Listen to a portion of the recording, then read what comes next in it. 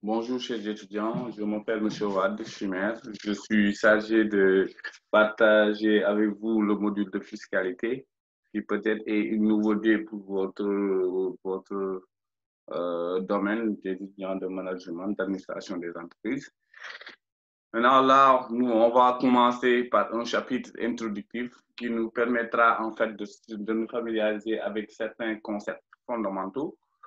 On va revenir d'abord sur la définition de la fiscalité. Qu'est-ce que c'est que la fiscalité? La fiscalité, il y a deux définitions. Il y a une acceptation au sens large, mais il y a aussi une acceptation au sens strict. Mais pour résumer les deux acceptations, la fiscalité n'est rien d'autre que l'ensemble des lois et règlements qui encadrent les impôts et les taxes d'un pays. Donc, ce sont des dispositions réglementaires et législatives relatives à l'assiette, à la liquidation et au recouvrement de quoi? Des impôts et des taxes. La notion d'impôts et taxes, on va définir ça tout à l'heure. Donc, la fiscalité d'un pays, pour le résumer, c'est l'ensemble des dispositions réglementaires et législatives qui encadrent les impôts et les taxes de ce pays. Maintenant, pourquoi doit-on étudier la fiscalité? Quelle est l'importance de connaître la fiscalité de son pays?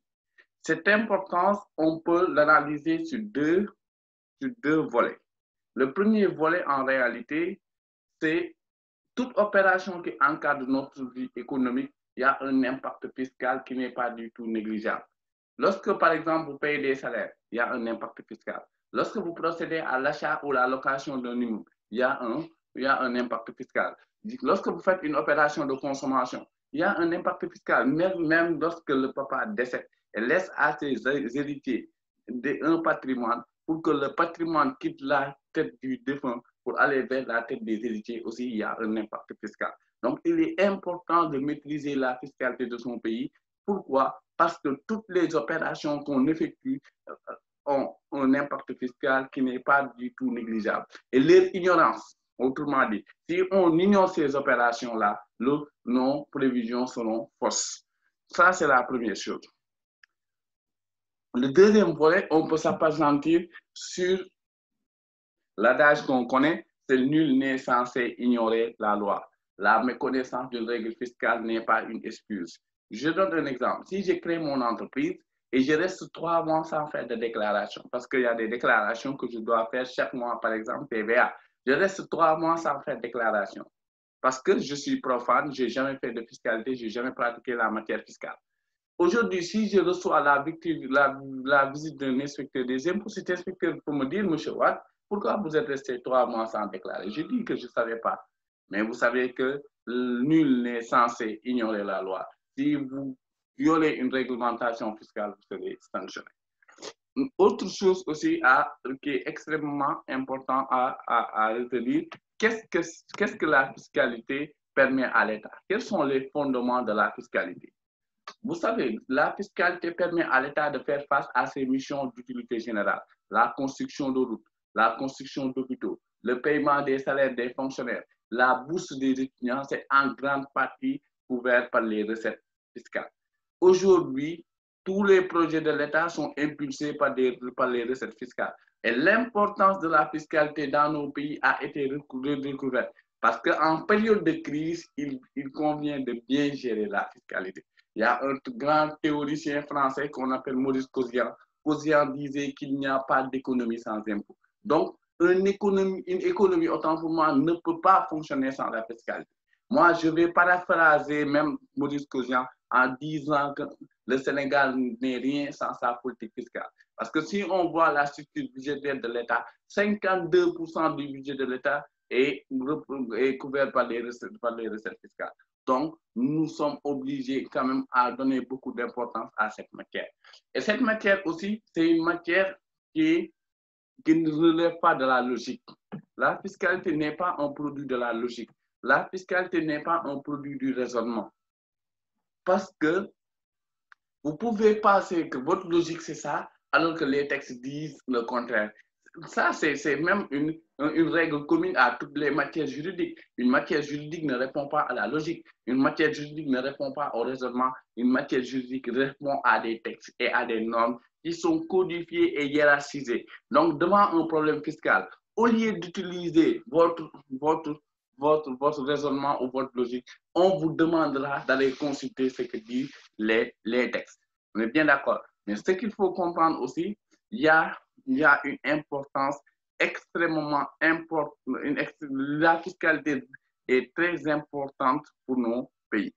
Tout à l'heure, quand on a défini la fiscalité, on a dit que la fiscalité est l'ensemble des dispositions réglementaires et législatives qui encadrent les impôts et les taxes.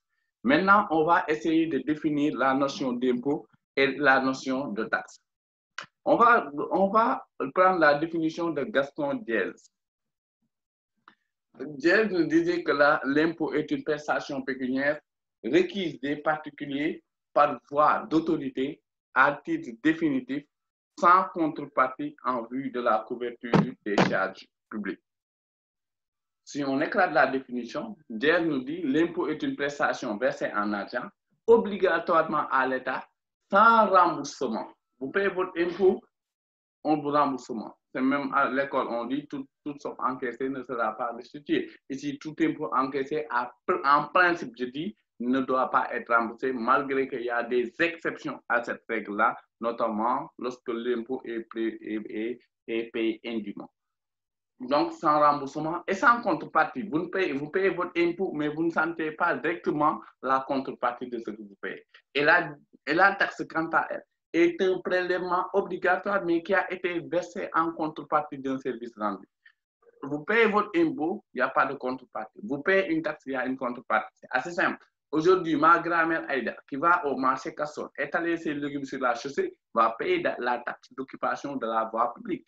Elle paye la taxe d'occupation de la voie publique. En contrepartie, on laissera à ma grand-mère exercer une activité professionnelle sur le domaine de l'État. Mais si je suis salarié, par exemple, à la Sonatel, on récupère l'impôt sur le revenu chaque mois sur moi. Cet impôt sur le revenu que je paye, je ne sens pas directement la contrepartie de ce que je vais payer.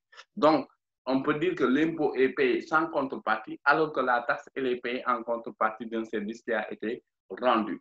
Mais la problématique là-bas qu'on éprouve, c'est que la distinction entre impôt et taxe n'est pas respectée sur le plan de la terminologie. Autrement dit, un sigle peut commencer par taxe alors que ce n'est pas une taxe, c'est un impôt. On aurait dit quoi? Que tout ce qui commence par taxe, c'est une taxe dans le sens où on l'a défini, c'est-à-dire un prélèvement obligatoire en contrepartie d'un service rendu. On prend le cas de la TVA. La TVA, le sigle, c'est taxe sur la valeur ajoutée. Donc, on aurait dit quoi? Que la TVA, c'est une taxe, mais c'est un impôt index sur la consommation. Pourquoi? Parce que la TVA est payée sans aucune contrepartie. Donc, la distinction entre impôt et taxe relève sur le fait que l'impôt n'a aucune contrepartie, alors que la taxe elle est payée en contrepartie d'un service que l'État nous rend. En revanche, sur le plan de la terminologie, sur le plan du vocabulaire, cette distinction n'est pas du tout respectée. D'accord? Mais l'impôt peut être défini à travers d'autres notions. On peut le comparer l'impôt avec d'autres notions voisines. Par exemple, la taxe parafiscale, qui est perçue dans un intérêt économique social au profit d'une personne physique ou morale de droit privé, autre que l'État. On est bien d'accord. Il y a les redevances. C'est bon? Tout ça, ce sont des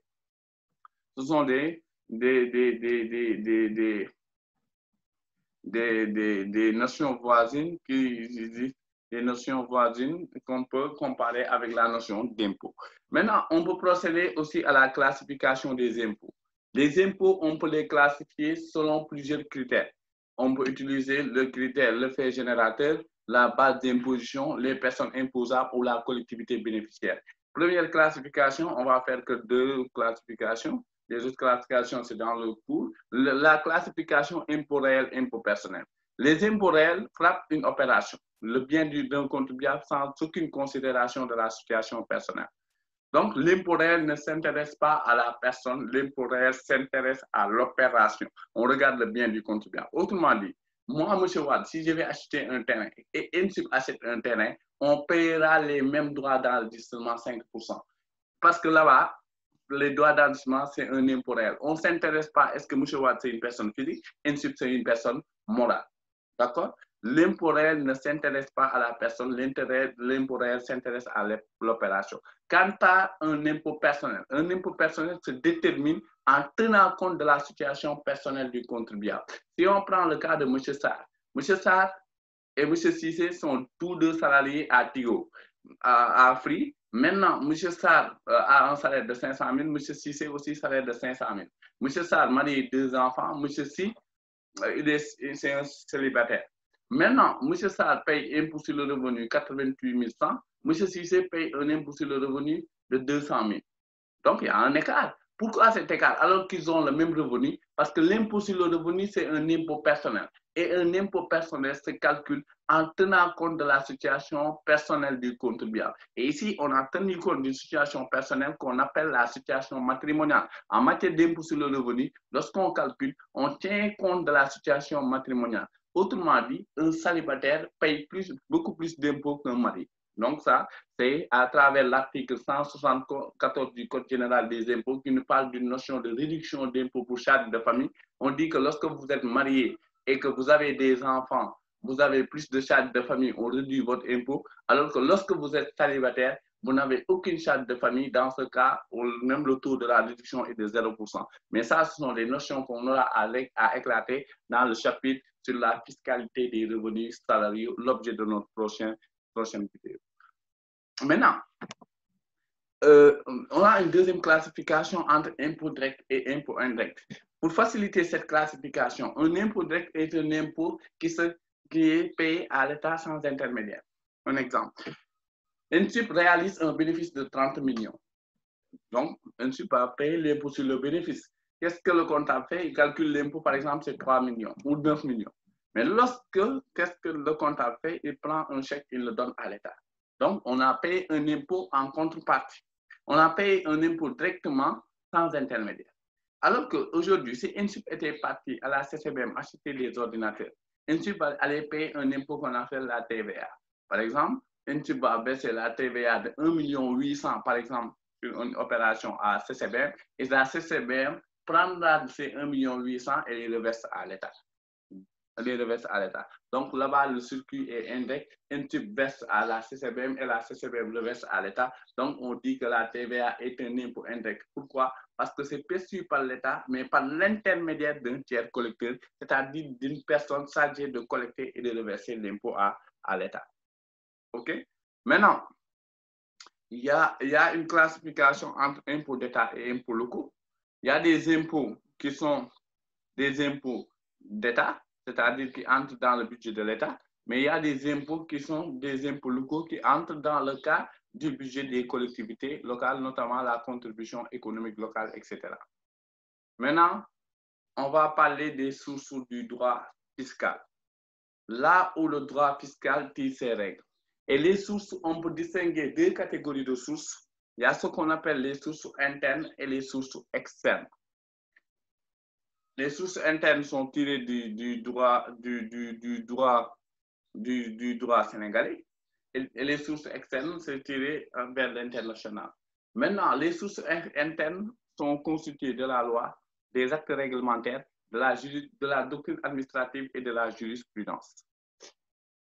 Et ici, on a dit loi, actes réglementaires, doctrine administrative et jurisprudence. On saute la loi, on va sur les actes réglementaires. Les actes réglementaires sont des décisions prises par le pouvoir exécutif.